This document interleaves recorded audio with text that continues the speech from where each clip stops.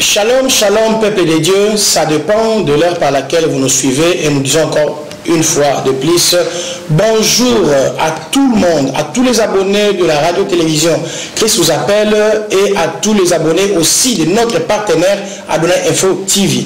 Nous sommes bel et bien sur le plateau autour du trône. Autour du trône, il y a un plateau Oyo et Memelagabiso, révélation, il y a plateau Oyo et Memelagabiso, bénédiction et Memelagabiso, la profondeur. Plateau, il y a autour du trône et il y a Memelagabiso aussi, bouche autorisée, bateau, pakola mina wafuta, bateau, batonisa mina mulimo santu, yaka pona ko révéler biso, makambo Oyo et bombama. Voilà pourquoi, dès l'entrée des jets, nous avons un décor la biso est planté. Tout ça, on a invité à découvrir Bissonioso parce que c'est pour la première fois à l'écart autour du trône, la radio-télévision Christ vous appelle. Et je lance déjà un appel pour dire à tout le monde qui va nous suivre maintenant ou après de s'abonner massivement sur notre radio-télévision, le vôtre ou la vôtre chaîne radio-télévision Christ vous appelle, pour s'abonner massivement pour ne plus rater l'émission et Pambolaka Boye. Alors, de l'entrée des jeux, je dirais bonjour l'homme de Dieu. Bonjour pasteur. Merci Landia radio-télévision Christ vous appelle Bazo Landayo. C'est pour la première fois, je sais que vous avez mon et radio-télévision Christ vous appelle, mais aujourd'hui pour la première fois, au Leki, na plateau, autour du trône, la chaîne Oyo, quelle est votre impression? Shalom, peuple de Dieu. Impression que na landaka chaîne et radio-télévision Christ vous appelle. Et ça, chaîne moko eza ko défier ban ensemble, pesa constructif par rapport à enseignement aux autres pesama. C'est ça mon impression pasteur. OK, merci pasteur. Ni dans ton kolba ketebi ko za kamolandi monene ya radio-télévision Christ vous appelle. Okolobana nini epa ya bato oyo bazolanda yo sikoyo bana ozo kamba baninga na yo bato tikila ndako olingo ebisa bango nini? Il y a comme d'habitude tolobaka toujours shalom parce que eza quoi porter kimia et sikabana ensemble basali. Voilà. Et loko na lingi na loba mutuya na après-midi ya lelo que tolandaka chaîne Oyo pe bolandaka basali ensemble baza koleka awa parce que quand nous passons pour apporter la bonne nouvelle. Vous savez, la bonne nouvelle a été toujours la bonne nouvelle parce que et même de certaines solutions et de certaines capacités dans la vie à bateau. Voilà pourquoi nous avons que l'après-midi à l'élo, nous avons vraiment na esengo makasi pour na koleka nangai d'abord na radio-télévision Christ vous appelle pour naibike na l'équipe ambaté. Dieu a mis quelque chose à moi, en fait que nous transmettre à moi pas peuple ensemble pour bazala édifier, pour bazala béni.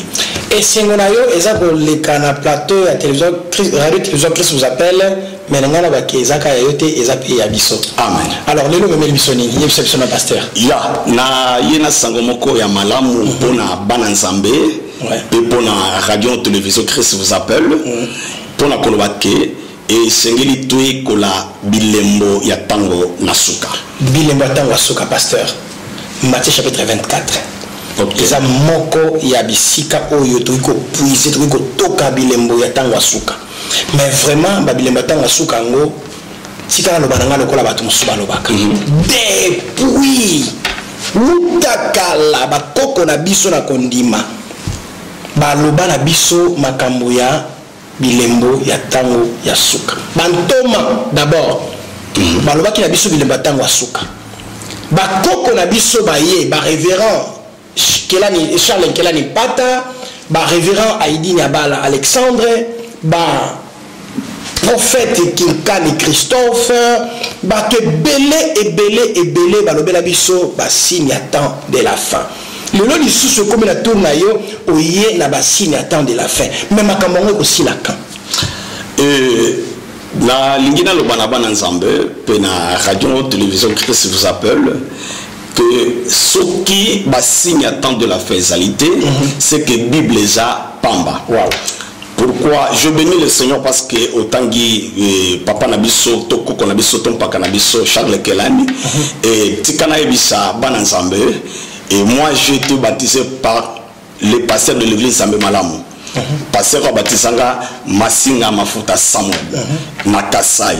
Je bénis encore le Seigneur pour te dire que même les disciples, les apôtres, les gens qui étaient tout autour de Jésus, ils avaient besoin de connaître les signes des temps de la fin. Même les sadducéens, même les pharisiens. Tant qu'ils sont écoutés à Jésus-Christ, leur problème était de connaître d'abord le signe du temps de la fin. Parce que c'est très aussi, pasteur, même aujourd'hui, tout le monde a besoin de savoir le signe du temps de la fin. Mais sauf que le temps de la fin est comme un karaté. C'est ça, c'est que Bato Baza inquiet. Oui. Et pasteur Nzamba Pamolayo pour la question. Et téléspectateurs Yokanga Malam. Nalobi que même les apôtres, même les sadducéens, même les pharisiens, ils ont voulu connaître d'abord le signe du temps de la fin et connaître le moment. Jésus a répondu à Bango Boye que même moi, le Fils qui vous parle, en tant qu'un fils de Dieu, en tant qu'un serviteur de Dieu, je ne connais pas les jours, ni les anges dans le ciel. Mais si seulement le Père qui connaît si le Fils ne connaît pas les jours, mais est-il sur la confusion? Oui. Si lui qui était et qui est Dieu, ayeba qui a moté. Ok. Nzambe Akumama. Dans Mukanda Actes des Apôtres chapitre 2, lorsque le Saint-Esprit est descendu, c'est aussi un de ces signes de temps de la fin. Parce que tant que bien-aimé, l'apôtre Pierre s'est levé pour dire aux enfants de Dieu et à ceux-là qui séjournaient en Jérusalem. C'est que Joël avait prophétisé que dans les derniers jours, parce que les derniers jours et les derniers temps, et ça va le moko. C'est-à-dire, moko ya bilembo, oyo rassurer biso bananzambe que nous sommes dans le dernier temps, c'est d'abord la venue de l'Esprit de Dieu. La venue de l'Esprit de Dieu, c'est Ezraki le prophète Joël a sakolava. Alors dit que Nathan on a souka molimo ko kitali koloa bilenge basi pe likoloa bilenge mobali pe likoloa nsununyoso bakwe bana ko sakola maloba na Nzambe. Yango na lingina ibisa na pasteur pe na lingina ibisa na ba téléspectateurs ya radio et télévision, Christ vous appelle que moko ya ba signe sans le temps de la fin, c'est la manifestation, la venue du Saint-Esprit. La venue du Saint-Esprit, ils ont moko ya signe selon pasteur, ils ont moko ya signe à temps de la fin, paraphrasé Joël. Mais alors, le Saint-Esprit depuis 2000 ans passé, que makambo oyo ekokisamaki et tu les sous promesse parce que ils ont déjà ekokisamaki. Le Saint-Esprit aille déjà. Mais après la suite c'est quoi? Oui, voilà, selon Ephésiens chapitre 4 verset 8 à 12. Bible et sur la maturité. Donc en d'autres langages, est atteindre une statue parfaite, en d'autres termes, la perfection. C'est-à-dire, le Saint-Esprit qui est descendu, comme étant l'un des signes à temps de la fin, lorsqu'il est descendu, il a fait les êtres comme les apôtres, les docteurs, les prophètes, les évangélistes et le pasteur, pour perfectionner son église. Aussi longtemps que l'église n'a pas comme une statue parfaite, le temps de la fête enlèvement et coquille ko salemate. C'est-à-dire, ce qui te sa koumela, na temps yasuka, parce que l'église n'a nous atteindre maturité na ngote. Alors, ce qui l'église atteindre na maturité na ngote, bande ko besoin na biso na radio télévision qui vous appelle. Je vous rappelle que dans un plateau na biso ya autour du trône. Le pasteur vient de nous dire que ce qui est là makambo nyonso et la kama pour atteindre la souka et koksamité parce que l'église est atteindre na maturité. À qui la faute? Oui, tu as deux aspects de Kolobela. Aspect à l'iboso et ça aspect à volonté ensemble. Pourquoi dans la écriture il y a Habakkuk chapitre 2 verset 3. Le temps de la prophétie a été déjà fixé, mais la prophétie marche vers son terme. C'est-à-dire, tant nous voyons aussi la responsabilité de Dieu lui-même. Oui. Parce que Zambende c'est-à-dire le temps était déjà fixé, mais nous voyons le début ou le commencement pour aller atteindre la fin. Et la deuxième des choses, il y a aussi la responsabilité de la part des hommes de Dieu. Pourquoi je dis cela? Prenons exemple Genèse chapitre 24.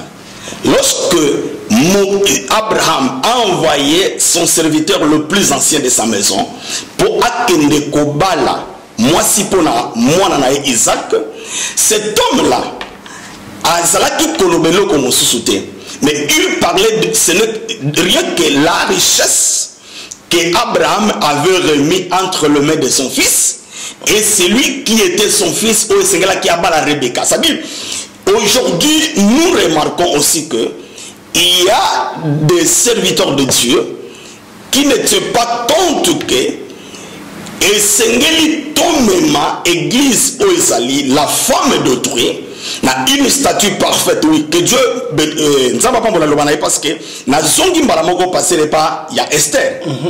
Esther, et Moutabanda Kobatela Ege, Abanda Kokende Kozwa, les aromates, le parfait dans la maison du roi. Et tango azuanango po apesa bana basi o bazaki wana basukola pour une année, 12 mois. Oh Jésus dit ça qui dit que non, je suis venu annoncer une année de grâce du Seigneur. C'est-à-dire, ce qui une année koki, nous remarquerons que basi ba koleka liboso roi. C'est-à-dire, basi va atteindre le statut parfait, mais on je crois que c'est pesa rwandais osani à cause c'est-à-dire, nous allons comprendre que et responsabilité c'est quand on n'a pas passé maintenant tu connais une année. Non, tu connais une année parce que le pasteur vient de nous dire que la responsabilité est partagée.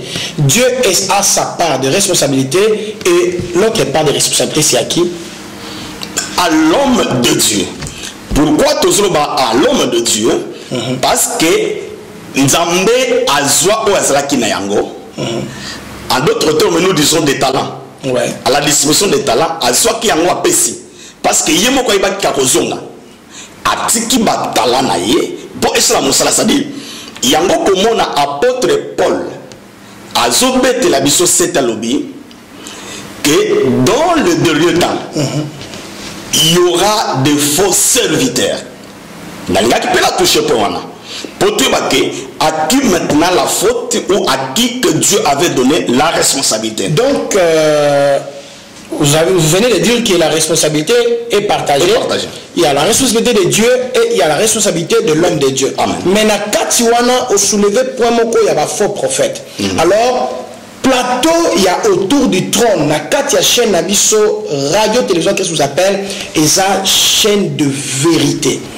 Et ça chaîne il y a lumière. Donc awa et loko moko ekobomba mate na ba faux le col la balanda radio télévision qu'est-ce que vous appelle ba yoki déjà les kamba faux serviteur ba sangani liboso ya TV moko ba tebele ba lingi ba na ba komba ba faux wana. Toujours ça va na oui shalom peuple de Dieu, toujours continuer à penser na biso.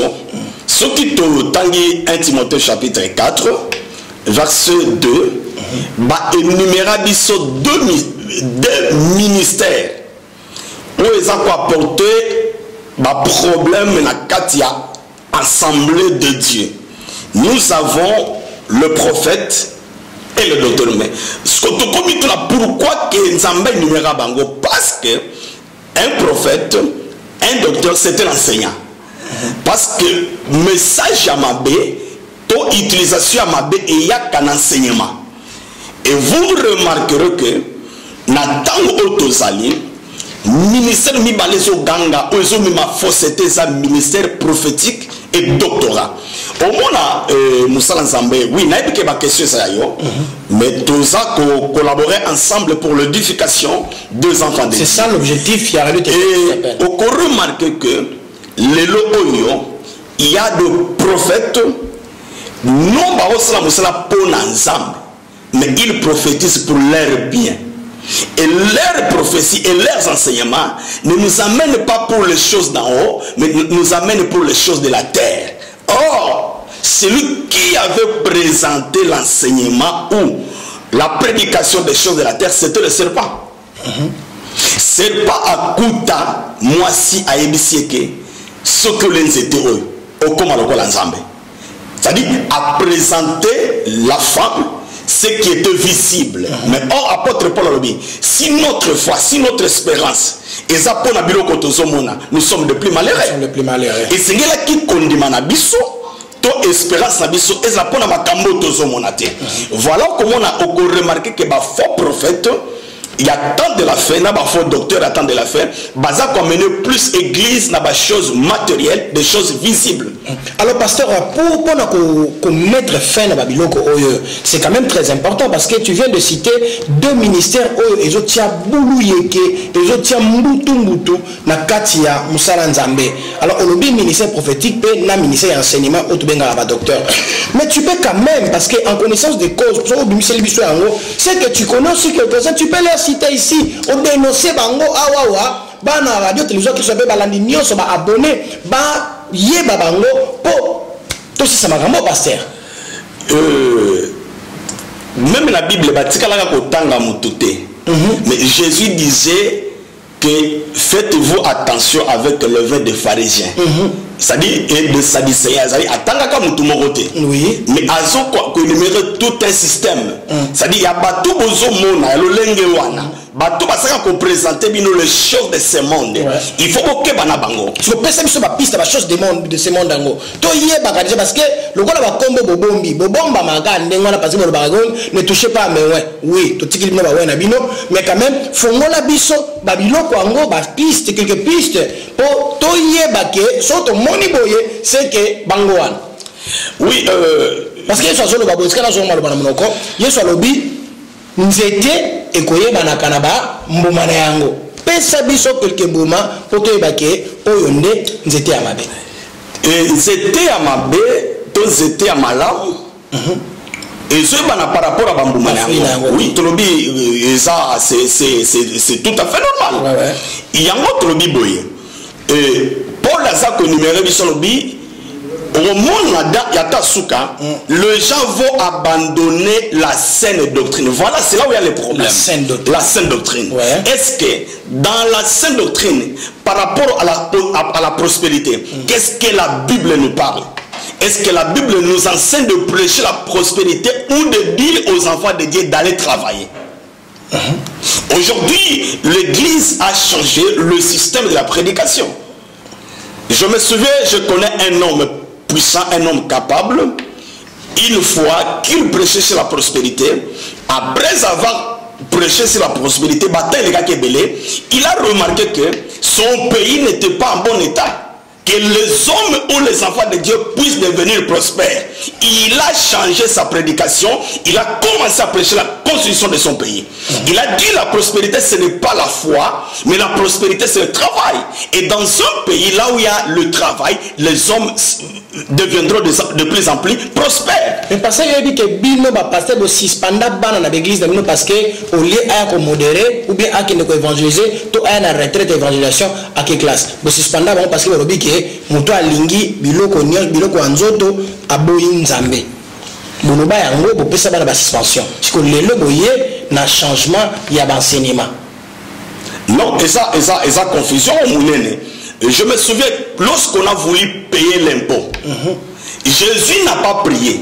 Oui. Mais Jésus avait envoyé l'un de ses disciples, il a dit allez pêcher. Pour dire que l'argent qui peut nous aider à payer l'impôt ne viendra pas dans la prière. Il faut dans le travail. Il faut dans le salat. Mais bien vous kanga ba retraite na permanence vous tondi sabato. Voilà pourquoi nous disons que ceux qui va passer à bongo, tu comprends que ce sont de faux serviteurs. Je peux dire ndengana. La vérité. Non. Tu avances. Et tu as remarqué que ce qui produit la prospérité dans l'enseignement de la Sainte Doctrine, nous devons présenter aux enfants de Dieu d'aller travailler. Parce que ceux qui nous devons le prêcher, la crainte de Dieu et l'obéissance.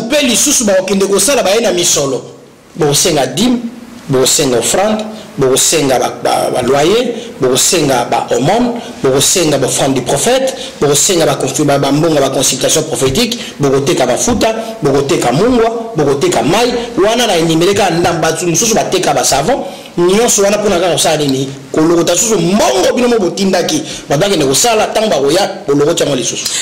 Oui, Nzambe a kumama Nzamba pambolama et tolobi ke soki tomoni parce que un bon berger, un bon serviteur, il amène son brebis dans la prospérité.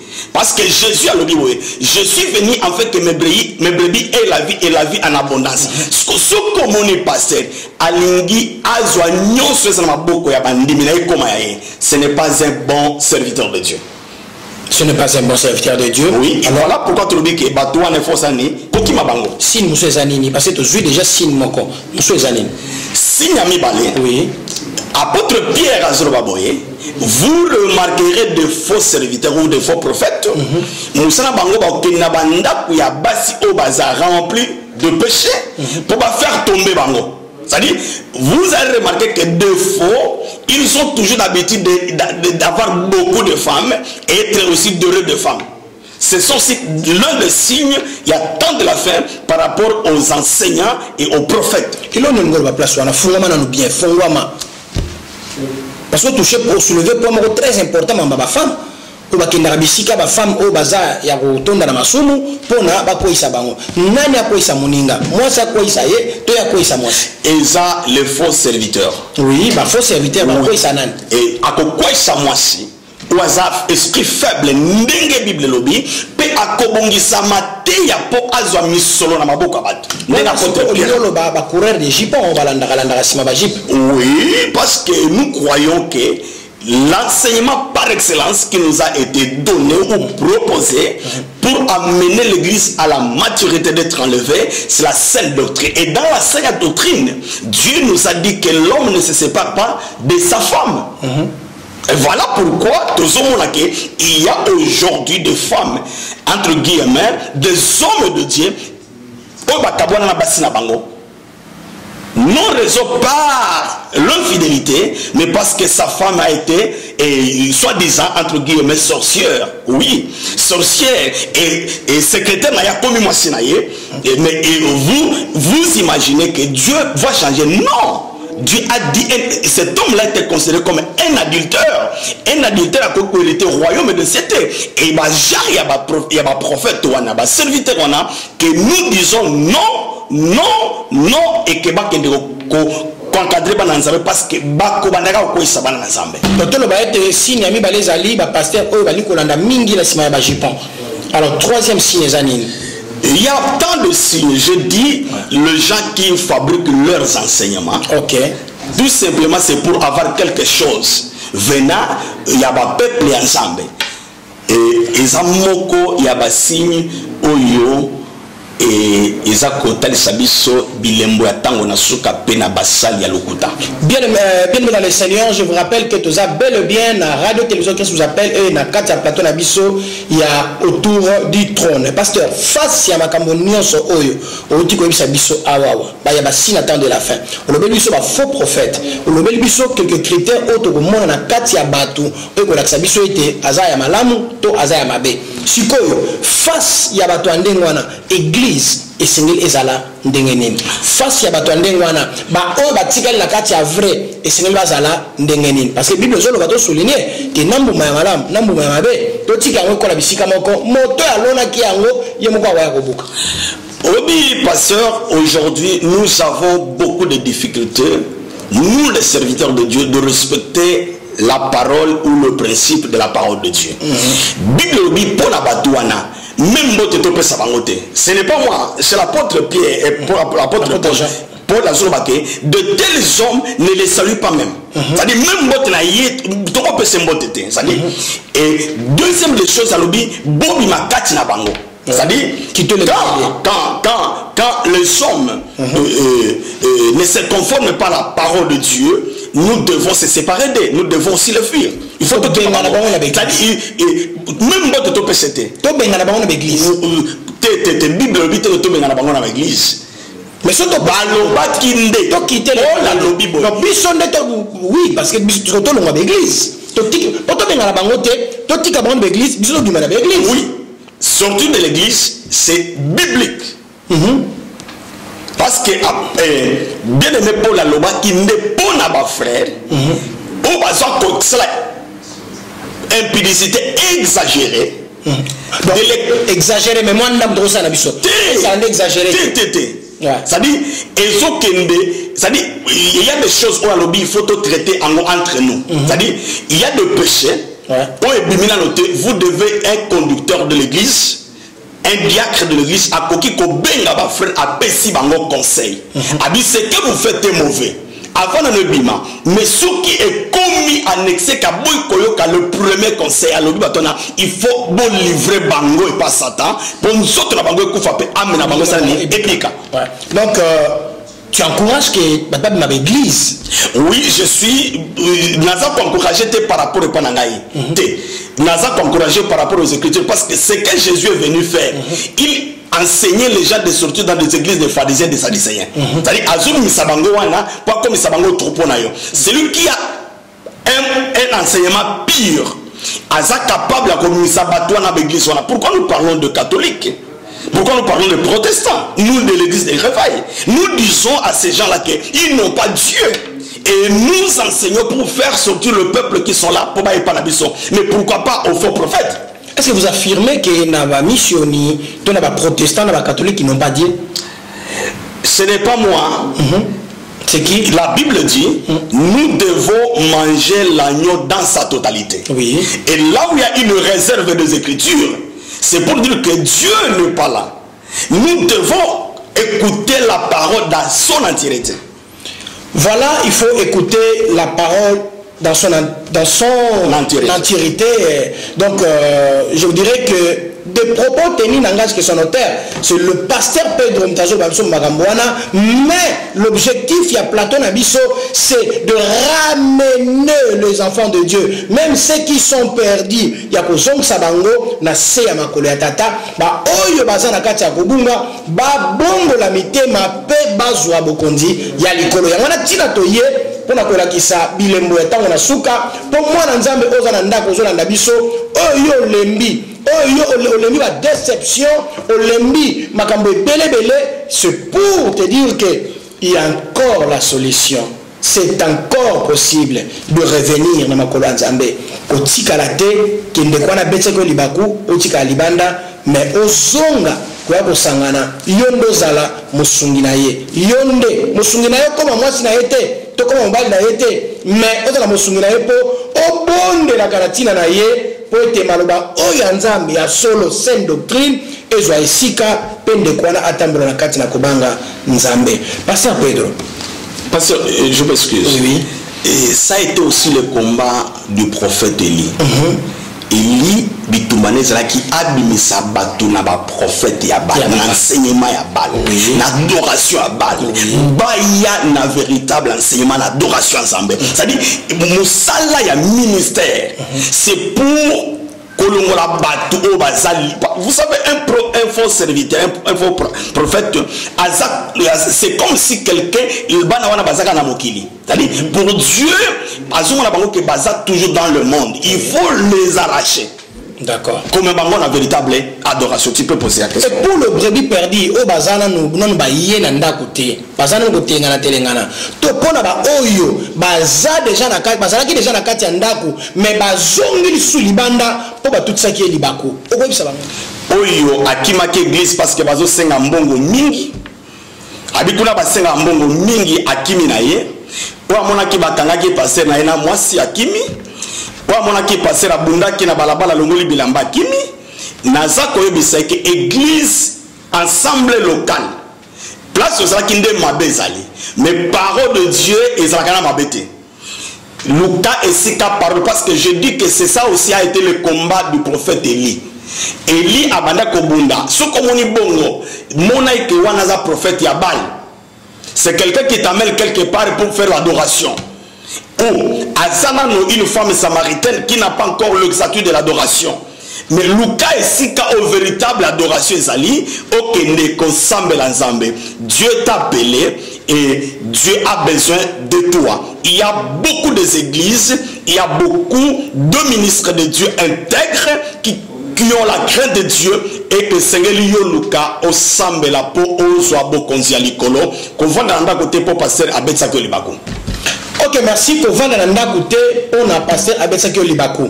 Bible Zoloba, n'abandonnez pas vos assemblées comme le font quelques personnes. Mais plutôt qu'est-ce que vous devez faire? Revenez à Betsakio Libako, oui, mais zonga parce que Malbanza mettez Betsakio Libako.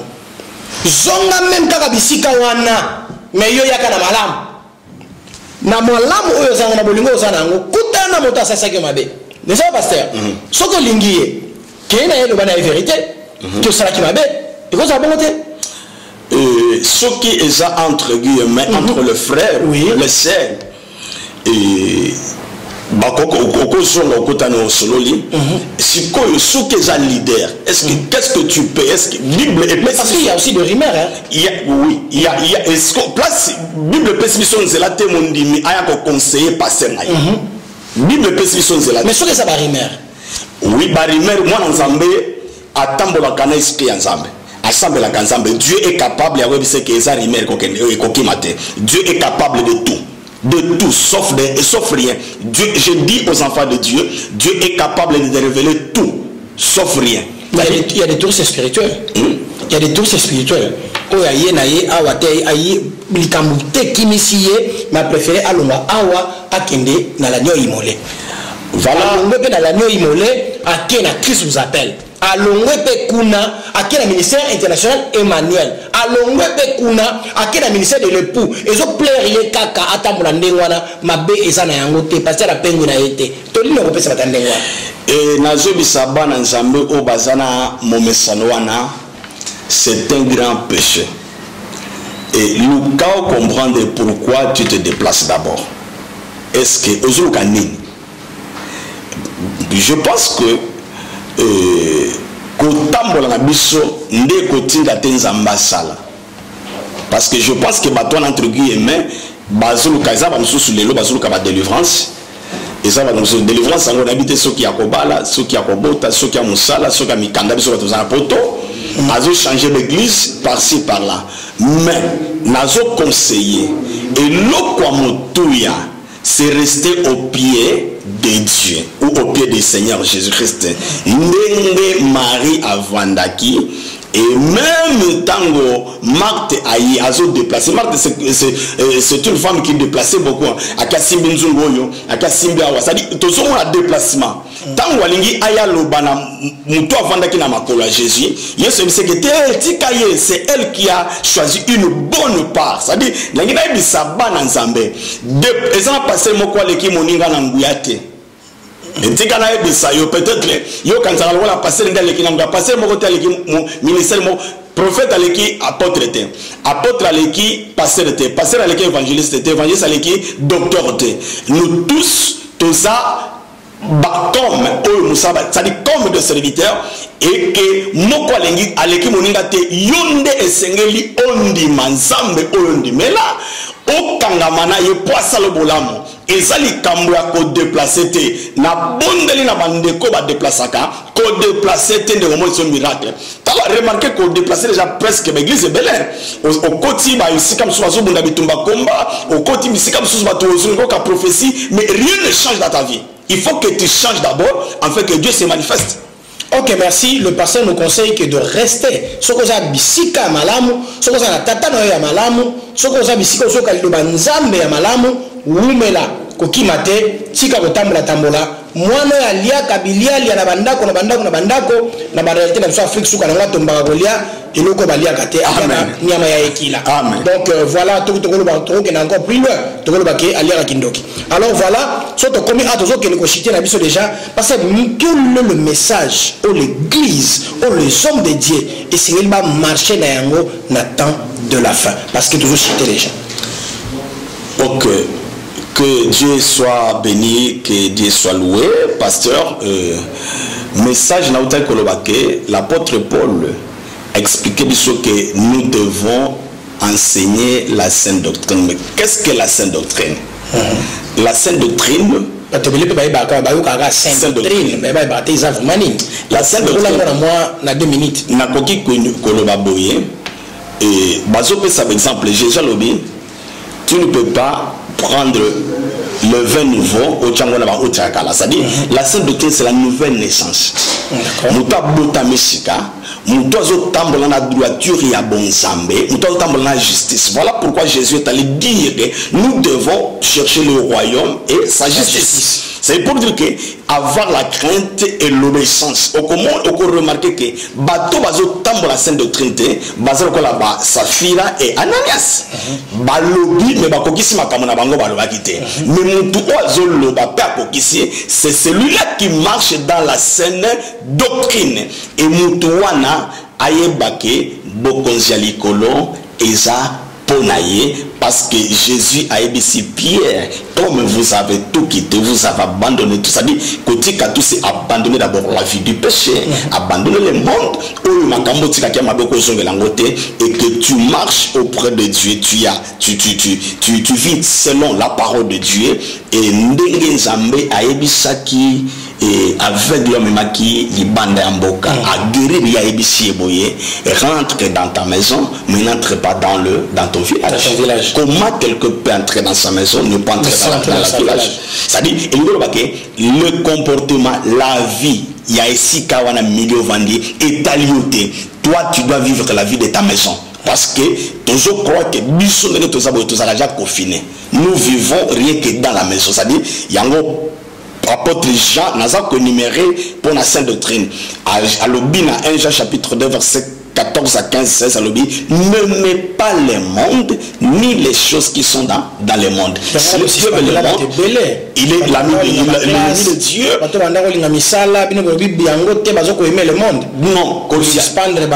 Non, avoir et aimer, c'est deux choses différentes. Tu peux avoir la voiture, mais tu n'adores pas, tu n'aimes pas ça. Au contraire, la peine à ma colo, ça n'a pas de transport. Ça dit pour dire que nous devons aimer qu'un seul Dieu. Et la sagesse. Soko lingi ozanabo yebo zanaboania banganzambe tambola ndenge ya lingi. Il y a un enfer à Yakokima, un enfer à éviter et un ciel à gagner. Ce qui est soit umeli liwe kokikoya, ce qui liwe eye okokende wapi. Éviter les félo. Yamba yesu lokola mokozo bikisina yo. Amen. Yo ozana ndako kovanda na ndako te pasteur Pierre alobi non kovanda na ndako te. Amen. Luka isika malamu. Amen. Alobi lisusu yo ozana pasteur ya malamu. Yo ozoka malaba nzambe ya malamu. Demeure. Umela. Amen. Kotika te. Mais yo pe ozana isika ya malamu te. Bisika ya mutu. Bisika isoza mokonzi te. Bima. Bisiko bazo te yo sainte doctrine te. Bisiko bazo lakisa ko banga nzambe te. Bima. Nzamba lola apambola yo, Nzamba lola apambola pasteur Pierre. Amen. Parce que tout ça qui a apambola. Amen. Pasteur Pierre. Marié, père d'enfant ou comment? Naza marié à une charmante épouse que j'aime beaucoup, et Laetitia Kabachi Fernando. Je père d'un enfant que j'aime aussi beaucoup, c'est mon chara. Et Pedro Guadi Kabachi. Je suis ministre de Dieu et je joue une fonction comme pasteur. C'est là pasteur que vous allez préciser parce que ils avaient dans ma cambo toujours qui va question opposée bidon parce que besoin de la Afrique qui veut pas comme une poto pasteur. Mon bête mbunda quelque part aux yembi samalamu tout ça tant comme bisika moko ba bioté pasteur. Pasteur Pierre, là bien vous passez parce que le bico pasteur. Mais pour le cas de ma colonne. Et Nambo Canabiso na Kasai na 92 1992 non? Oui. 92 comme on dit en français, nous les Belges c'est 1992. Nazwa Kilibat ici. na maboko ya pasteur Masinga Mafuta Samuel. Bongoli motema si mozwi libatisi. Na sina bongola ki motema ni ko so libatisi. Et pas pasteur parce que na kola déjà na église protestante. Église c'est ça qui a baboti na ngai. Et j'enseignais déjà les jeunes mais sans être baptisé même dans l'église dans le protestant. D'accord. Et na joie qui libatisi na nzambe malamu. Et na bandi ko évoluer na noana tweet que na kotaki armée de l'Éternel et pas apôtre Désiré Bansenga na Libenge 183 na commune ya Lingwala na Longwe Nzamalam na koti armée de l'Éternel. Armée de l'Éternel il y a Sony Kafuta. OK, d'accord. Na tobandi ko sambela j'étais comme serviteur auprès de Makolo ya berger Ezekiel Mbemba, aujourd'hui Aza pasteur, et ancien Esaïe Tanga, Aza pasteur na Kinshasa, Ezekiel Mbemba Aza pasteur en France, na Paris. Et na 2003, na Longwe, Tobandi, Tolongwe armée de l'Éternel, na ancien Esaïe Tanga, nous avons commencé l'œuvre et tout ça l'œuvre il y a 2000 jusqu'à 2003 et j'étais consacré comme étant berger de l'église. Na Longwe Kinshasa na 2003 na Angola na continua ensemble na ministère évangélique de salut pour le Sam et pas ya pasteur René Balela. Tobandi ko Teresa Melsa. Ah, Melsa. Melsa. D'accord. Na Marthe de Kifangondo. Na Roi Beko Doge. Na Kouana, Batoba Angola, Baïbe Église Wana. Église à l'Église qui les assemblées des saints. Après, Bissote Kokota. Nous avons commencé à évoluer là. Et en 2012, j'étais consacré comme pasteur et pas à docteur Deka Salomon, na pasteur Jean-René Balela. Vraiment, vous avez un parcours. Vous n'avez pas brûlé les étapes. Oui. Donc, les étapes, où est la Moutou, Kolanda, Ndenge na Landio, Ndenge et Ndenge Olekela, Nzamba Pambola. Amen. On a reçu qui ça. Tout le caboité, surtout Pessimbo, t'étais pas à docteur Kao Salomon Deka. Ça batata au batia biso sang malam, batata au bancadra biso, batata au soit coutina nambeba, à Obendanga Toy. Je salue l'apôtre Vossi Dibamenga Martin Luther, c'est mon père biologique et mon père spirituel, mon père ministériel, mon mentor, mon tout. Grâce à ses papas qui naza au Nazali, je salue ma charmante épouse, Maman Morena, Vossi Dibamenga Bisco Zali, Samba Pambola, Babenga Kope Pama Paulina, Bananga Nyonso, tous les Vossi, Rabbi Vossi, Magui Vossi, Ebenezer Vossi, Adonai Vossi, Jokeben Vossi, Miltona Vossi et tout le monde Bissika Bozali, na Pessino Ambote Belé. Et bah, collaborateur na église à Christ vous appelle à Lyon. Et bah, nanga nion so bisika besoin na mokili na communauté qui vous appelle Nzambe atandabino loboko. Soto komi awa. Nazong si maloba et pas pasteur Pierre pour na kosukisa quelques dédicaces. Ya Nzamba Pambolama pour la grâce pour l'opportunité au Pessibiso. Merci. Na radio télévision Christ vous appelle. Merci. Balandi neango pebo Pambolama et boza cher pour na biso sambino to kwa kolo maloba na Nzambe te kana na mitema bato na mato ya bato na profiter na zana mboka Lyon à chaque fois na kana mboka Lyon na zana bato ba ngai na vanda kana bango na pamboli docteur Alengeve azamoko ya ndeko azala kana ngai à tout moment na pamboli le serviteur Sami azan de quoi la cannabis à tout moment na pamboli présent na pamboli sous pasteur Olivier na pamboli apôtre Kamba na pamboli bishop Malou na pamboli pasteur Grâce na pamboli pasteur Laurent na pamboli bien-aimé Serge na pamboli bande connu surtout na bango vraiment na pamboli frère José Bato na canal Lyon pe na pamboli pasteur Milton. Merci pasteur pour la bénédiction à yo. Surtout comme awa na zongeli koloba. Il y a un ciel à gagner et une affaire à éviter. Ce que ça umeli koya liwa koya. Ozala wapi. Bongo la motema yamba yesu lokola mokonzi pe mobekisi et tolobi na bino au revoir.